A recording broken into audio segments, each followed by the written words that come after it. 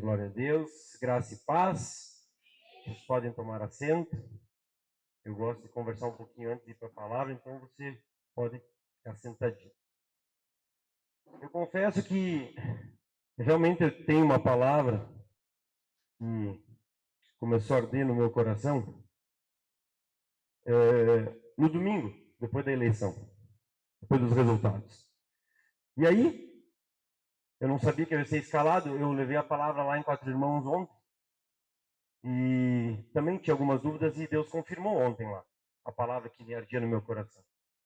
E aí ontem cheguei em casa e fiquei pensando assim, mas eu vou levar a palavra também lá em Erechim, levar a mesma palavra, será que é o que o Senhor quer? E aí eu não sabia o que a Laura ia fazer de devocional, então eu estava esperando que Deus confirmasse o que eu tinha que trazer para a igreja aqui em Erechim. E quando a Laura fala sobre atirar a pedra, quem nunca pecou, ele me confirmou que a igreja de Erechim precisa realmente ouvir aquilo que eu levei ontem lá. Então, quando aconteceu o resultado no domingo, como todo bom cristão, eu fiquei um pouco triste, fiquei indignado, veio aquele sentimento ruim. E aí, na mesma noite, nós estávamos em Porto Alegre, eu levei meu sogro e minha sogra para voltar lá, fiz a minha parte como patriota, né? Eles se mudaram para cá, e lá nós estávamos no hotel, saiu o resultado e eu senti um aperto no coração e Deus falou comigo.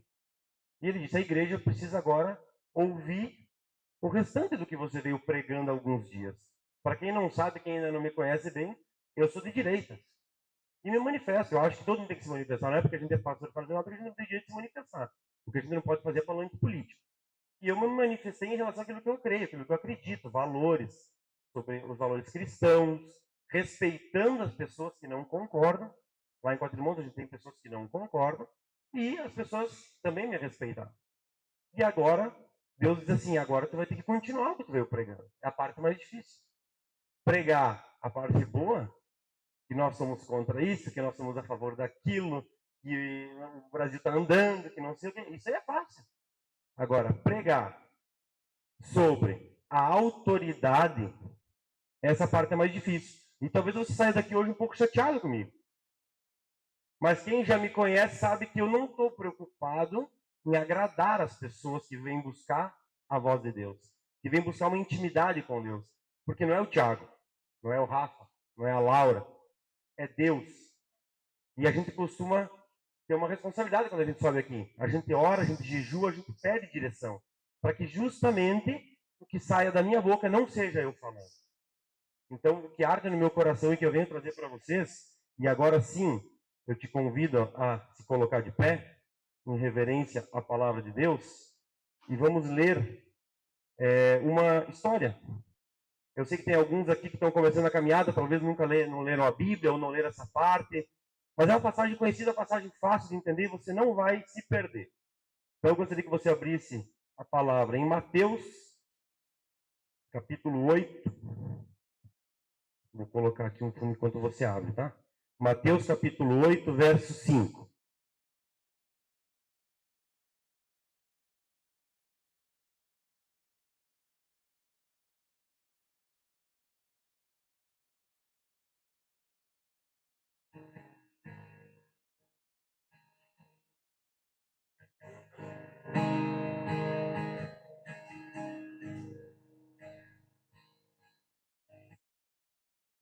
Todo mundo achou? Mateus capítulo 8, versículo 5.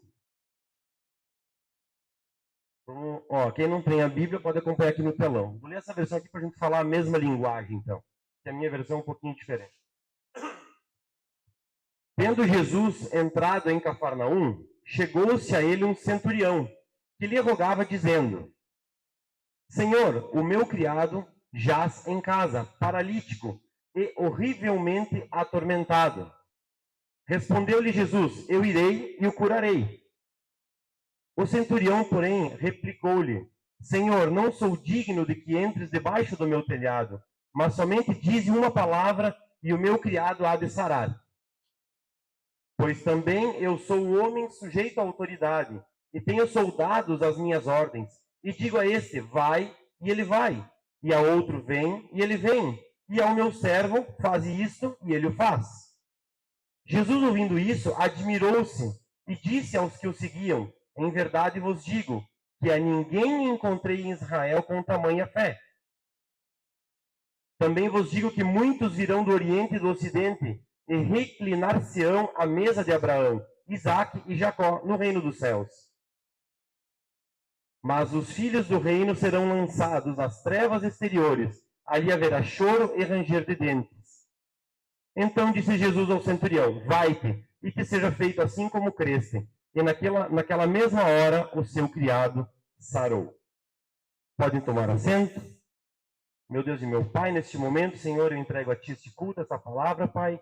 Que seja a Tua voz, Senhor, que seja Tu falando com o Teu povo, que não seja eu que eu diminua e Tu cresça, e que agora, a partir desse momento, Senhor, fala ao coração de cada um da forma que lhe agrada, Senhor, aquilo que cada um precisa ouvir. É o que eu te peço em nome de Jesus. Amém. Pois bem, então vamos para a parte difícil. Haja vista que, quando eu senti de falar sobre isso, eu relutei um pouquinho. Quem aqui sabe realmente o que é autoridade? Autoridade. Vou dar um exemplo para vocês. Henrique, vem aqui me ajudar. Presta atenção. Deixa Deus te usar, Vários. Olha para a igreja e fala do fundo do teu coração quem que é o chefe. O chefe lá em casa. Quem é o chefe? Você não está me ajudando. O chefe. Quem que é o chefe lá em casa? Pai. O pai. O pai é o chefe.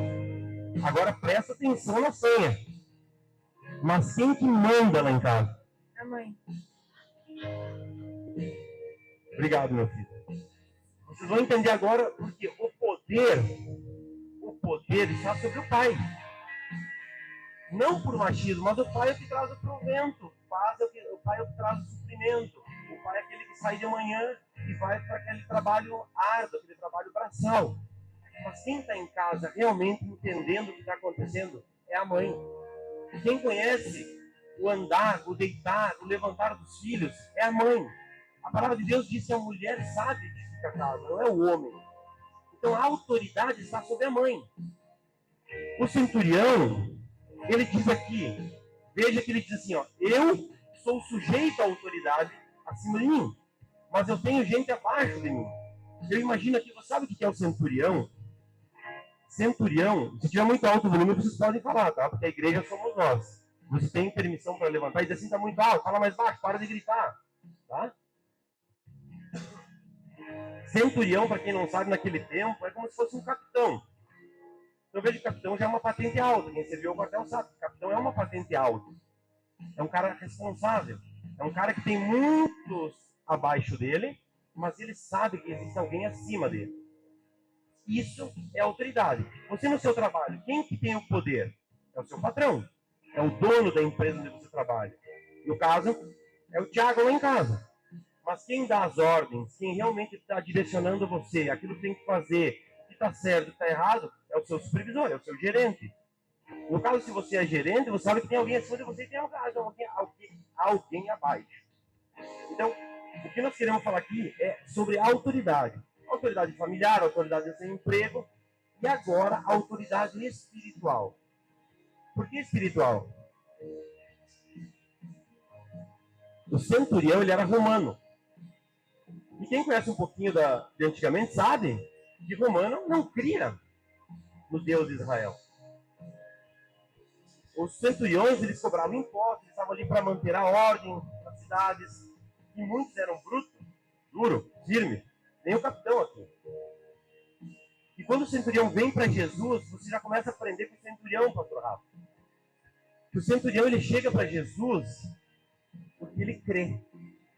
Porque ele já se rendeu a alguém acima dele. E quando ele fala sobre a autoridade militar, que existem patentes acima dele, veja que ele está falando sobre uma autoridade espiritual. Quantas vezes por dia você está se rendendo à autoridade espiritual na sua vida, na sua casa? A primeira coisa que eu quero te dizer é o seguinte: se não for debaixo da autoridade espiritual, de nada vai adiantar. E aí nós vamos para Tiago 4, capítulo 4, versículo 7, Henrique, me ajuda aí, que vai confirmar o que eu estou te dizendo. Ora, Sujeitai-vos, pois, a Deus. Veja, sujeitai-vos, pois, a Deus. Antes de mais nada, antes de resistir ao diabo, você tem que se sujeitar a Deus. Se não for debaixo da autoridade de Deus, e eu vou ter que provar mais um pouquinho que é assim que funciona, não vai adiantar, irmão. Não é religião, não é time de futebol, não é política. E nós já vamos chegar onde eu quero dizer. É a autoridade de Deus. E tudo acontece com a permissão ou vontade de Deus. Se Deus permitiu que nós estivéssemos passando por esse tempo, é debaixo da autoridade dele que nós temos que aceitar. O centurião aceitou que ele era romano. O centurião aceitou que existia um Deus de Israel que era maior do que tudo aquilo que ele cria. O centurião se colocou de joelho para falar com Jesus. O centurião se humilhou. O centurião se colocou com humildade. Senhor, se eu mando aquele, ele vai. Se eu digo vai, ele vai. Se eu digo vem, ele vem. E agora eu faço a pergunta para ti. Você já imaginou um centurião romano daquele tempo que maltratava o povo, que era duro, vir pedir para Jesus, para o servo dele? Deixa o servo morrer, eu trago o outro, eu pego o outro. Olha o carinho. Olha o que Deus havia feito na vida dele. Ele convivia com o povo, ele via todos os dias o povo de Israel orando, o povo de Israel caminhando em santidade. Ele só observando. E quando a coisa aperta, quando ele vê a dificuldade do servo, ele devia ter uma vida boa, eu fico imaginando. Isso é imaginação de pregador, tá? É imaginação do Tiago. Que nem pregador. É a imaginação do Tiago. Eu fico imaginando que ele comia bem, que ele tinha uma casa grande, que ele tinha vários funcionários. E ele vai e pede para o servo. Quantas vezes você já orou pelos teus servos?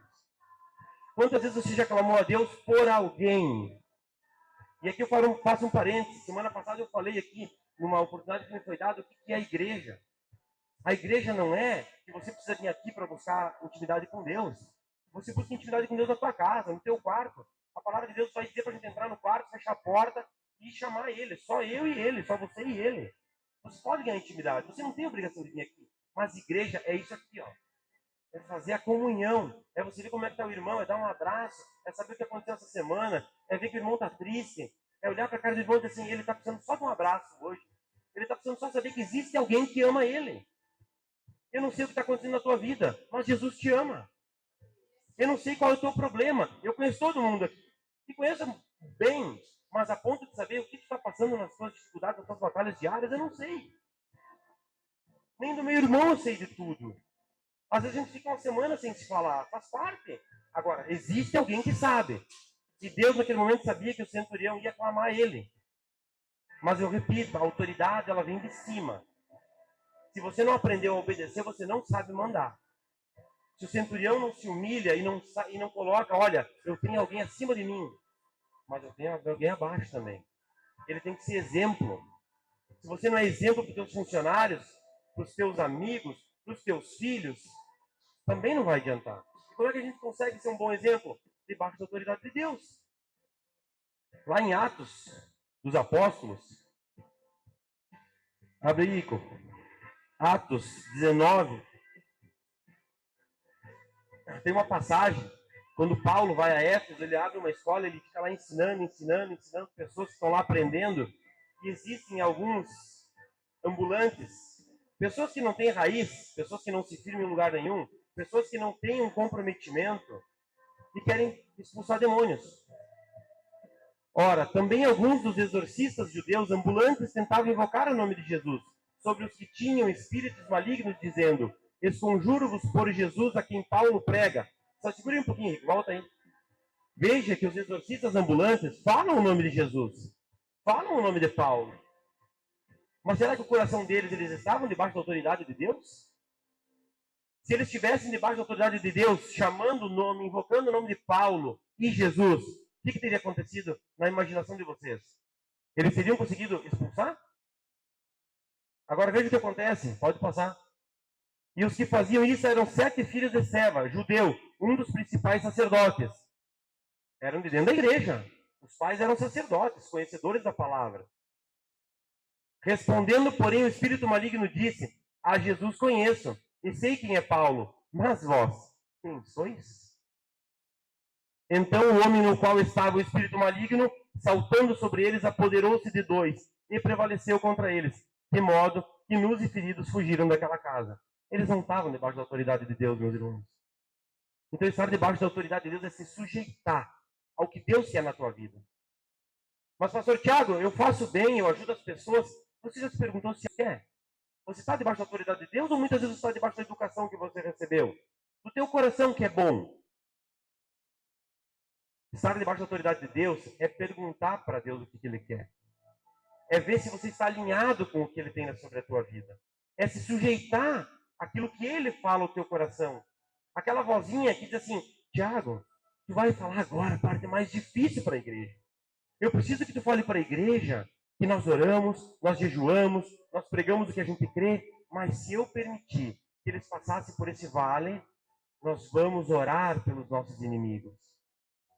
E quando a Laura prega aqui, que atira a primeira pedra quem nunca errou, que muitas vezes, irmãos, e não pense que eu não vê aquele sentimento de me faltou ar. A carne é fraca. Eu também sou homem, eu também sou carne. A vontade de chutar o balde, de dizer o que eu fiquei fazendo todo esse tempo. Eu abracei pessoas e disse, cara, vamos levar isso para esse lado, porque eu creio nisso. Tudo que eu creio está aqui na Bíblia, eu não inventei nada. Eu não tenho interesse próprio em pregar aquilo que eu falei. Mas agora eu também não tenho interesse próprio. É Deus que está me dizendo, nós vamos orar pela esquerda. Nós vamos orar pelo governo que está lá. Não sei o que vai acontecer amanhã. Você até pode me dizer, ainda há uma esperança.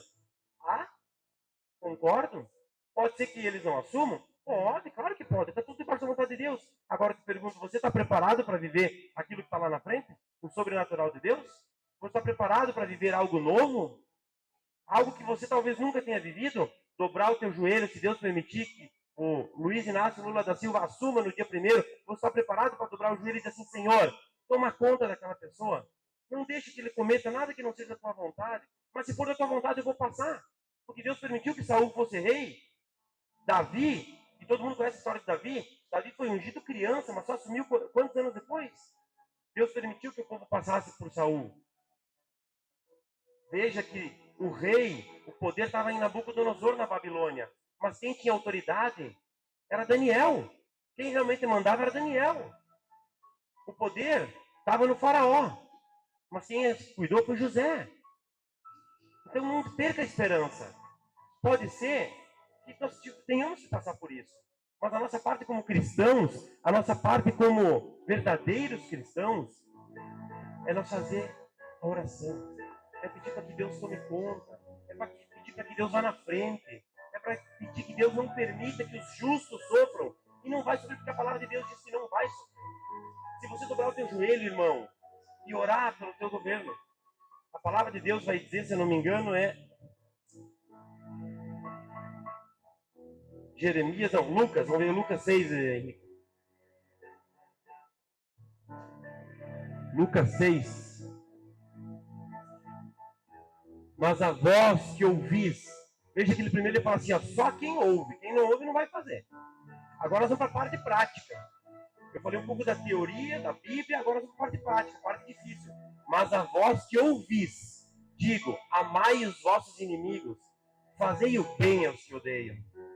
Irmãos, eu preciso dizer para vocês que eu fui na manifestação e lá veio um sentimento tão ruim, porque tinham pessoas que passaram ali pelo meio, de esquerda. Tinham pessoas que provocavam a gente. Nós estávamos lá pedindo, acreditando naquilo que a gente estava fazendo ali. E as pessoas passavam e faziam L e provocavam a gente. A vontade era de chutar, quebrar tudo. E se segurar. E dizer assim, não, está errado. Porque ele não crê naquilo que eu creio. Por ignorância, meu povo pereceu. Talvez ele seja cego. Talvez ele não tirou a escama dos olhos. Como é que eu vou saber o que passa no coração daquela pessoa? Eu tenho dentro da família pessoas que são de esquerda. E eu sei a história dessas pessoas, foram doutrinadas. Eu não posso culpá-las. Eu tenho que orar por elas. Para que ainda em vida elas abram os olhos espirituais. Que elas enxerguem os valores verdadeiros. E se aqui alguém é de esquerda, me perdoe, mas eu estou falando que meu coração está cheio. Eu respeito a tua opinião. Eu oro por você. É o meu papel orar e amar você do jeito que você é. E eu vou orar para que Deus continue sendo na tua vida da mesma forma que na minha. Isso é botar em prática a palavra de Deus. é difícil, é demagogia, hipocrisia. Se você quiser me julgar, você pode me julgar, mas é o que eu estou tentando viver na minha vida. E se eu não viver o que eu prego, eu vou estar sendo mais um religioso, trazendo algo bonito aqui, mas falso. Eu lá em casa todo dia eu falo com os meus filhos. Tem um menino lá na escola do Henrico, que já bateu uns 2, 3. Toda a turminha tem aquele, metido a paixão. E meu filho esses dias estava passando um perrengue, porque ele estava com ele de escola, porque o menino estava querendo bater, prometendo bater nele. E eu disse, cara, você tem que olhar para ele e dizer assim, Jesus te ama. Mas ele vai me dar um soco. Pede para Deus. Se Deus permitir que tem que levar um soco, ele vai levar um soco. Mas eu não creio que Deus vai permitir. Diz para ele, vai lá e diz para ele. Mas vão rir de mim. Não vão rir de ti. Hoje podem rir, mas amanhã vão te admirar. Isso é o verdadeiro cristão. Diz que Jesus ama ele. Tu já sabe como é a vida dele. E não vem ao caso do que o menino passa, um menino de 12 anos. Eu oro por ele. Eu chorei quando fiquei sabendo a história dele. Uma criança de 12 anos, eu vou julgar porque ele quer bater no menino, rebelde. Ora por ele, Henrique. Aí o Henrique, com muita coragem, mandou uma mensagem para ele. Jesus te ama. Pai, acho que não deu resultado. Calma, é no tempo de Deus. Calma, a palavra de Deus diz que vai dizer tempo de sorrir, tempo de chorar. É tempo de nascer, é tempo de morrer. Esse menino vai precisar morrer para essa vida, para nascer para outra. Mas um dia, Henrico, talvez daqui a muitos anos tu nem fique sabendo, esse menino vai falar para alguém que lá atrás, quando estava no 6º ano, um alemãozinho desse tamanho, coisa mais linda do mundo. Um colega que eu nem era amigo dele, eu nem gostava dele, chegou para mim e me mandou uma mensagem que mudou a minha vida. E eu creio nisso que eu falei para ele. Esse é o verdadeiro cristão. E se você hoje está sendo tocado por essa palavra, não esqueça quando sair daqui. Vai em casa, dobra o teu joelho e diz assim, se for para assumir a esquerda, que seja. Os meus portais estão ungidos. E a minha casa que serve ao Senhor não perecerá. A minha casa, a minha família não sofrerá. Porque a palavra de Deus diz que você está coberto pelo manto de misericórdia e pela proteção. E nós aqui hoje profetizamos sobre a vida de cada um de vocês. Para que isso seja real. Para que você viva esse sobrenatural de Deus nesse momento de transição, nesse momento difícil. Não estou dizendo para você perder a esperança, irmão. Não estou dizendo para você também não orar. Vou fazer até uma brincadeira aqui, se o pastor me permite. Eu estava lá na lavagem, daí todo mundo sabe que eu sou direito. O cara chegou e me disse assim, agora, Thiago, como é que vai ser? Eu digo, agora nós vamos orar. Né?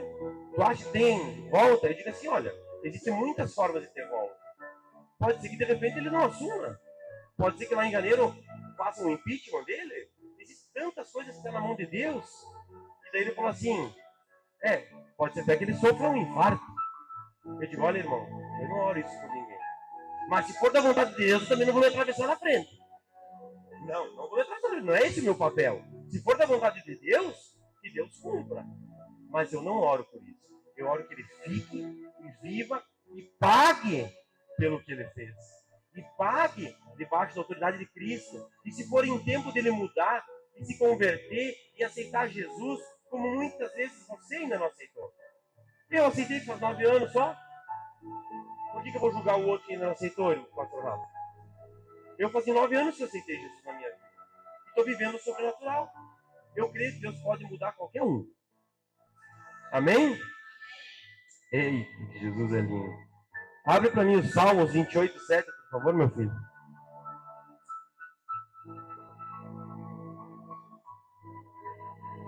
O Senhor é a minha força e o meu escudo. Nele confiou o meu coração. E fui socorrido, pelo que o meu coração salta de prazer, e com o meu cântico louvarei. O Senhor é a minha força, só isso. O Senhor é a minha força, só nele. Só nele. Jesus é o caminho para tudo. Só nele a gente se guarda. E, não aqui vou repetir, nós não estamos falando de placa. Lá em cima vai ser todo mundo junto. Todos nós. O Deus é o mesmo. Mas se entregue a Ele. Que essa noite você possa sair daqui com essa mensagem. A autoridade de Deus sobre a tua vida é o que vai fazer a diferença. É o que vai fazer você viver o sobrenatural. Eu sei de pessoas que já estão vivendo o sobrenatural. Eu sei de pessoas que já estão vivendo algo que nunca viveram. E isso é o lindo porque se coloca debaixo da autoridade. Eu lá em casa, se eu não me colocasse debaixo da autoridade da minha mãe, irmão Rogério, Era o chinelo na nuca. Eu tive que me colocar sob a autoridade dela. E agora eu te convido para se colocar sob a autoridade de Deus na tua vida. Peça tudo para Ele. Primeiro peça para Ele. Eu aprendi que tudo você pode pedir para Ele. Aí um dia um irmão disse assim para mim, que ficou sabendo que eu pedi até vaga de estacionamento.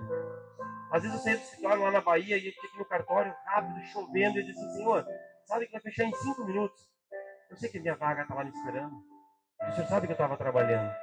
Mas tu não tem vergonha na cara pedir vaga de estacionamento para Deus? Deus está muito ocupado. Não. Meu filho vem me pedir uma coisa tão pequena às vezes, e ele não é nosso pai? Ele não está lá para nos ajudar quando a gente precisa?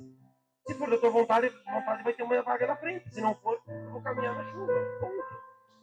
E às vezes tinha, às vezes não tinha. Agora, porque não tinha, eu não vou acreditar? Não vou crer? Não. A autoridade é dele. E é isso que tem feito diferença na minha vida. E o meu testemunho para você hoje é esse. Está fazendo diferença na minha vida todos os dias, estar debaixo da autoridade dele. Pedir para ele como me comportar, o que eu devo fazer. Às vezes eu não peço, e aí logo depois ele puxa a minha orelha. Porque dentro de mim já tem transformação. Eu erro? Erro. E muito. Né, meu bem? Eu erro, né? E muito. Mas às vezes eu erro, vou pro meu quarto, achando que estou com a razão. Aí vem puxando a orelha. Volta. Vai lá, agora tu fala. Perdão, errei. Não precisa pedir perdão, errei. Dá um abraço. Eu vou cuidar do coração da outra pessoa, que ela vai ver que tu está pedindo perdão. Às vezes falar a palavra perdão é difícil. Mas Deus diz para a gente perdoar 70 vezes 7, né? Não é 7. Diz Pedro a Jesus, Senhor, mas temos que perdoar 7 vezes. 70 vezes 7. Então pensa isso. Se você desejou mal àquela pessoa, aquele ser que está lá, que talvez vai assumir o nosso país, se você desejou mal, há tempo de pedir perdão. Há tempo de chegar em casa, não precisa contar para ninguém. Há tempo de chegar em casa e dizer, Senhor, perdoa que eu desejei o mal. Perdoa que eu desejei a morte. Perdoa, Senhor, tu cuida de tudo. A minha casa está protegida. É difícil, irmão. Quem me conhece sabe que eu sou extremamente direito. Mas vai aliviar o coração tanto. Vai aliviar a tua consciência tanto. Você vai continuar vivendo o teu sobrenatural. Você vai continuar vivendo esse amor de Cristo. Você vai continuar tendo os mesmos amigos. Você vai continuar fazendo as mesmas coisas que você faz. Continuar defendendo aquilo que você crê.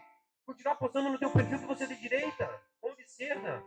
Mas quando as pessoas olharem o brilho que existe por cima de você, o brilho que existe nos teus olhos, que você não carrega peso, que você não carrega mágoa, que você não carrega raiva, não carrega ódio, a pessoa vai dizer assim, eu quero aquilo ali para mim. Eu quero ser igual. Olha aquela pessoa, ela defende o que ela crê, mas ela não deseja o mal. Eu quero isso aí para mim. E aí ela vai vir com você aqui na igreja. E vai vir aqui conhecer Deus, de verdade, no seu íntimo. Que é isso aqui. Nada foge disso aqui. Amém?